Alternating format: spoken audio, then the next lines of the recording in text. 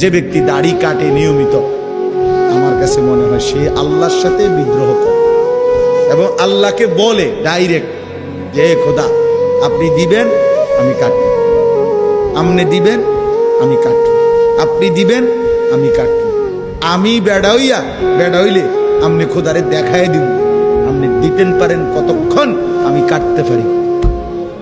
তো আল্লাহও যেন বলে বান্দা কাটতে থাকো, আসতে থাকো, কাটতে কাটতে একদিন তো আমার কবরে আইবা।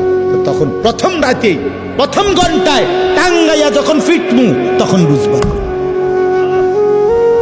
মাতবরি ছুটাই দেবো তোমার প্রথম ঘন্টা থেকে, কবরের প্রথম ঘন্টা। হাত্তা তাখতালিফা আদলা, আল্লাহর নবী বলেন কবর যখন প্রথম মিনিট নাফরমানকে কবরে একটা চাপ দিবে, ডান পাশের মাটি বাম দিকের মাটি ডান দিকে, মানে ডান পাঁজরের হাড্ডি ভাঙ্গা চুরা এই পাশে চলে যাবে, এই পাশের হাড্ডি ভাঙ্গা চলে যাবে। এক মিনিটে নাফরমান সোজা চুরচুর হয়ে যাবে। অহংকার করে মাতবরি দেখাইও না, সবাই রে বলল, কেউ বড়াই করে না। ছেনারি বেপর্দা তারে বইলেন তোমার এই রূপ যৌবন পোকা মাকড়ের ঘরে চলে যাবে, কবরে।